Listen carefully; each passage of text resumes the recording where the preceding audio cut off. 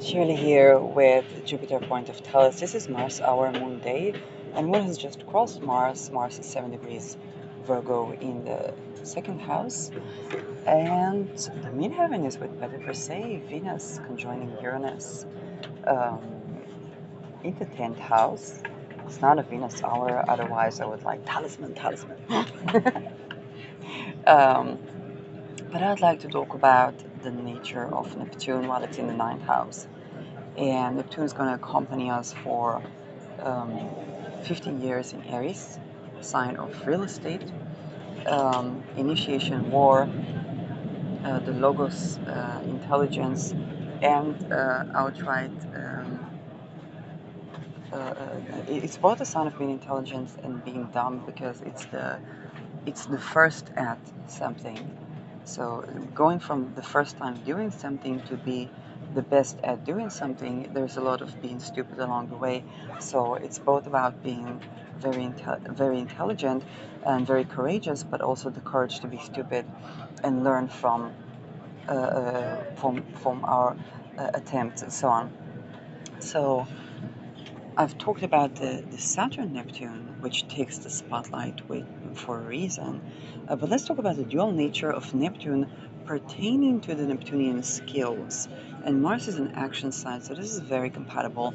Neptune rules the surgeon, the channeler and medium, the drug trafficker and the psychiatrist, the pharmaceuticals, and the laser or the laser focused.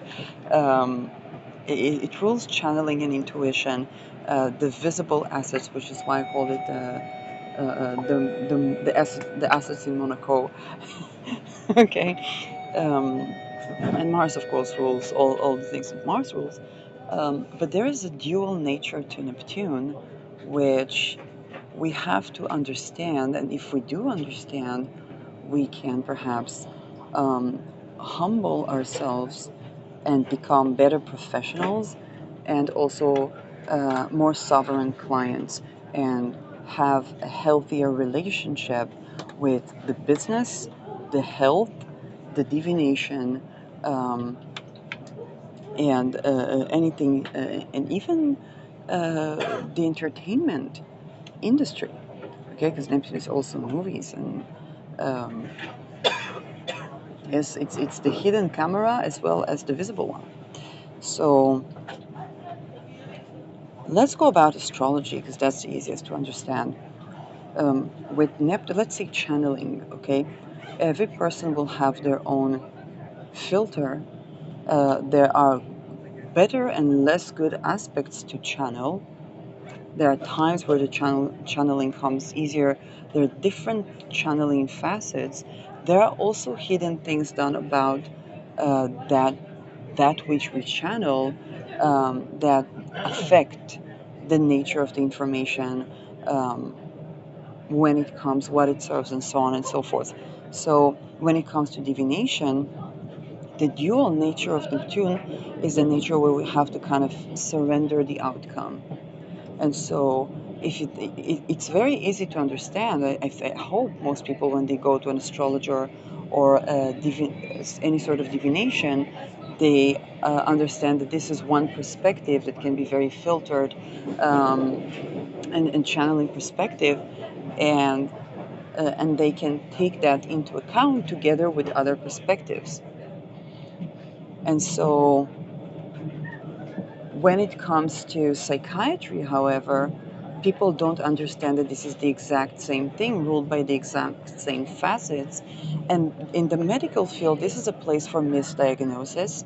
In the weapon industry, it's something that could end up as what looks like failed army, but also challenges to the funding of weapon industry, into the production of weapon industry, in the intelligence and espionage that can come about as fractured information because of the use of dissociation to get to that information, and sometimes even the use of psychedelic experiences inducing drugs. And so Neptune is that fog that is realer than real, and at the same time uh, being taken with a grain of salt. And so when we understand that as sovereign beings, we understand it also when it's expected regarding the medical field. I can tell you that before the COVID crisis or the Pfizer crisis or Moderna crisis, I, as both a beginner astrologer back then and a person that tended for about a decade to philosophy of science and about half a decade to philosophy of science in regards to the body mind, the medical field, sciences and, at large, and so on. And I took the first two shots. It was very obvious to me. There was a toddler amongst our neighbors. I was like, I was learning aromatherapy. I was like, I'm making a lot of medical experiments on myself with these essential oils. There's no reason not to make another. That proved to be probably a decision that would better be if I didn't do that. Let's just put it that way. But that is just to show you the nature of Neptune, which is um, almost imperatively limited in its reliability and aiming, especially in Aries, to um, understand that we can't expect the doctor to save us, just as we can't expect sometimes the bodyguard to save us or the intelligence to save us. This is a person who tended to political assassination prevention, because of the MK Ultra projects that are mind controlled. It can be one of the bodyguards of a person who is mind controlled, and there are also the extortion cults and all these places that people are halfway dissociated and okay, around those things. And so there's the duality of the permeability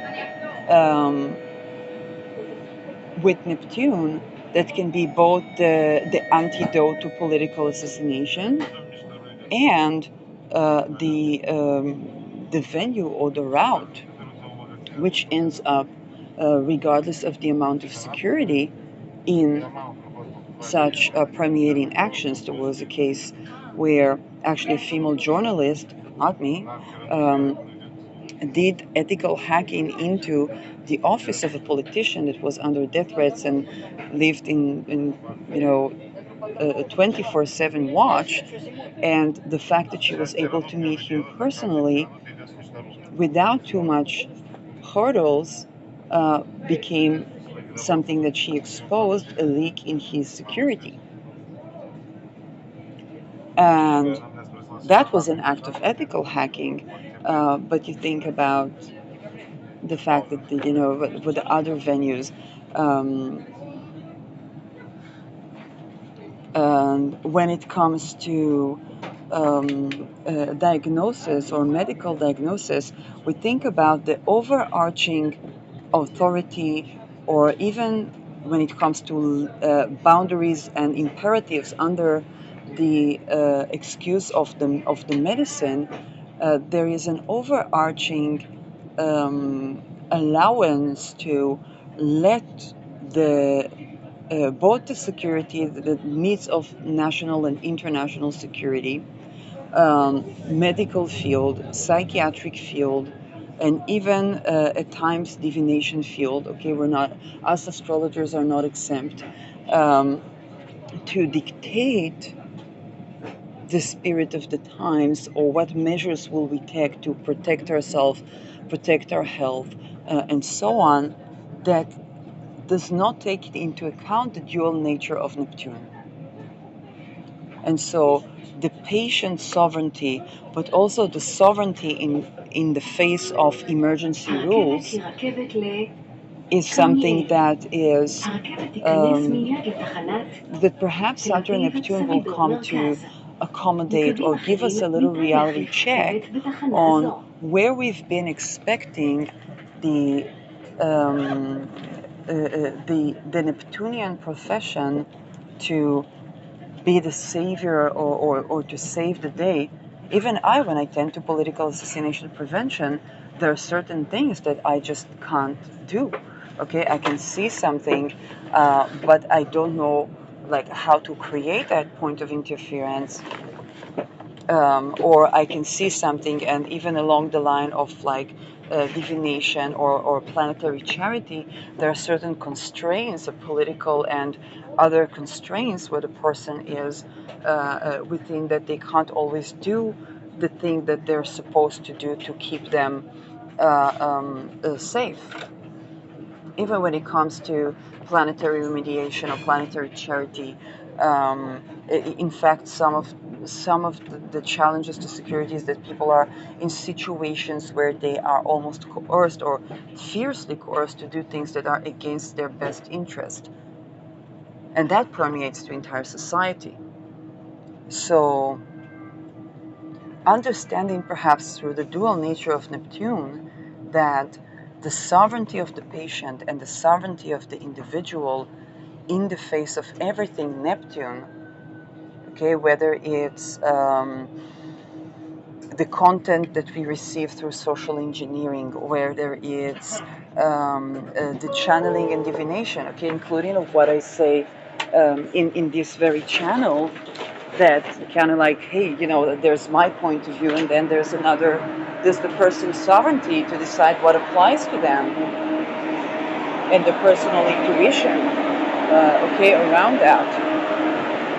And so, also when it comes to other things, Neptune, a drug can work in one way or on one person, and in another way or on another, and the sovereignty of the person to decide whether they want or not to take the drug is of utmost importance and of life-saving importance, which have dealt through our investments and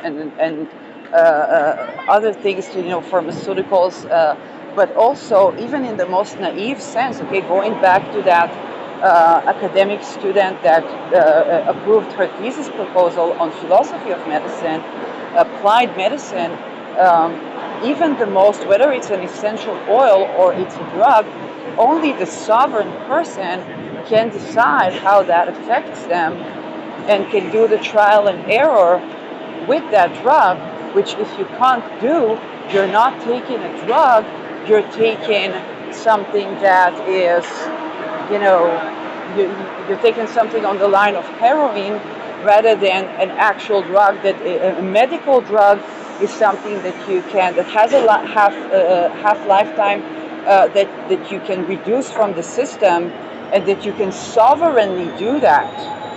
Okay, this is completely coming out of the, oh, this is self-medication, and going into partnership with, if you go back to famous neurologists and people that changed how we see the brain, you understand that the best unionship, whether it is with the aromatherapist, with the naturopath, or with your doctor, is that back and forth where you decide if, when, and how, and that changes, okay, according to the trajectory which you, the patient, dictate, because all we know, whether it's astrology, aromatherapy, philosophy of science, or any other sciences, no matter how many years we'll learn, all we know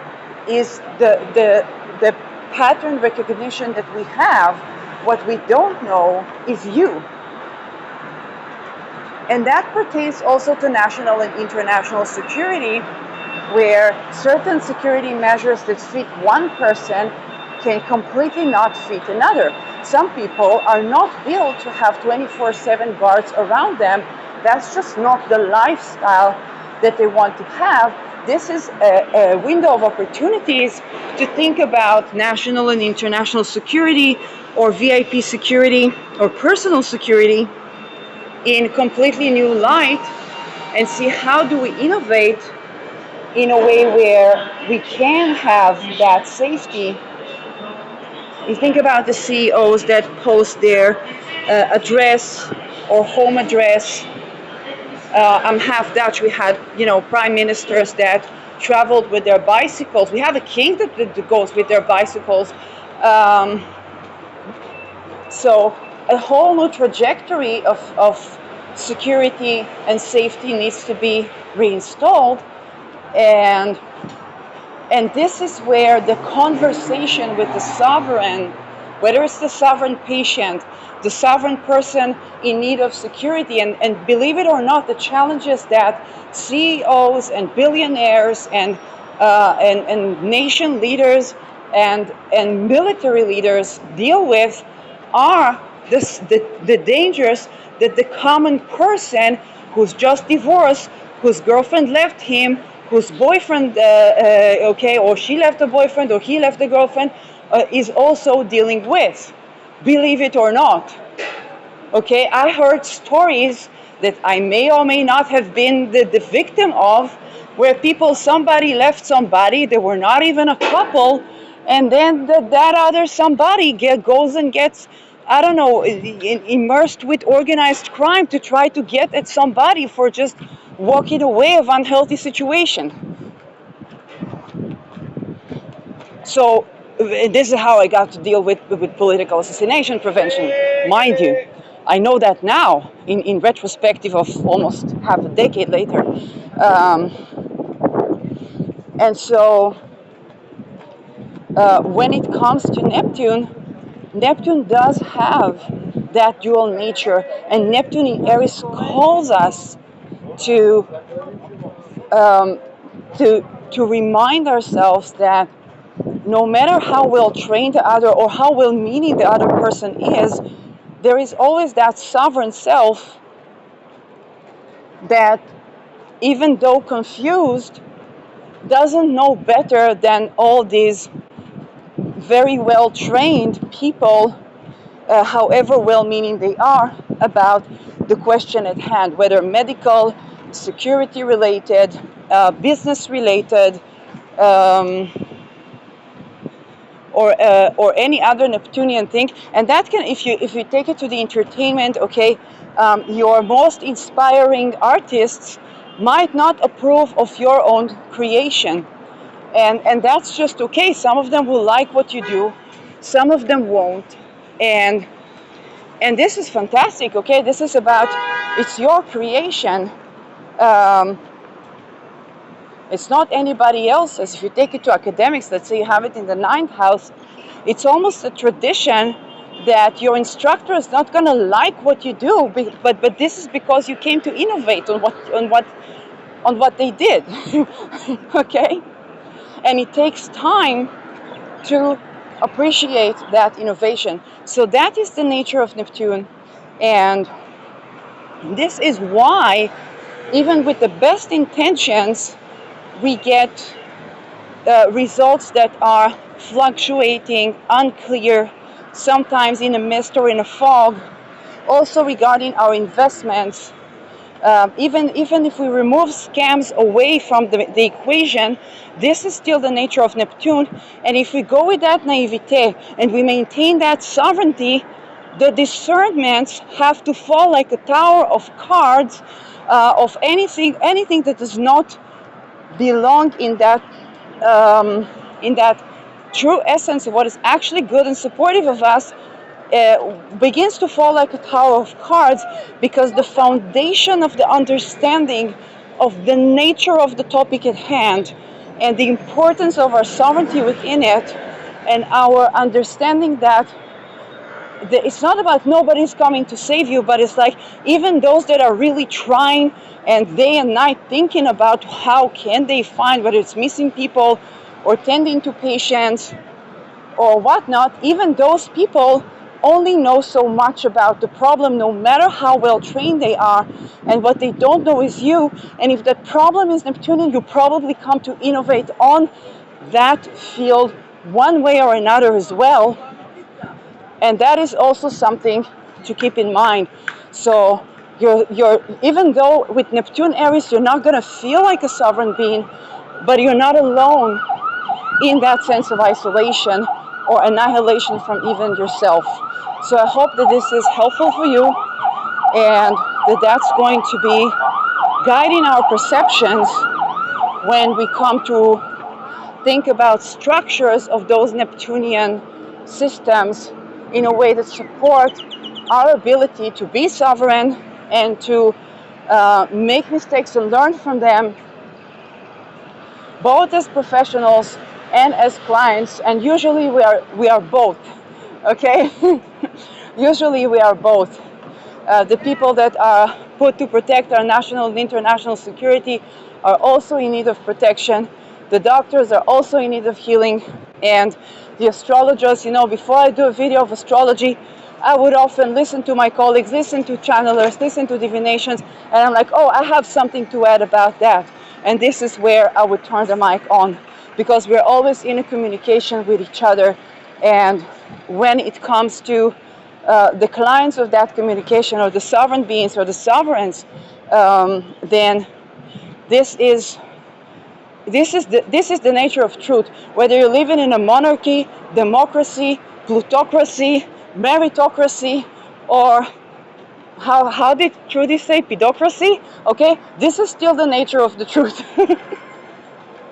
So I'm gonna have my coffee.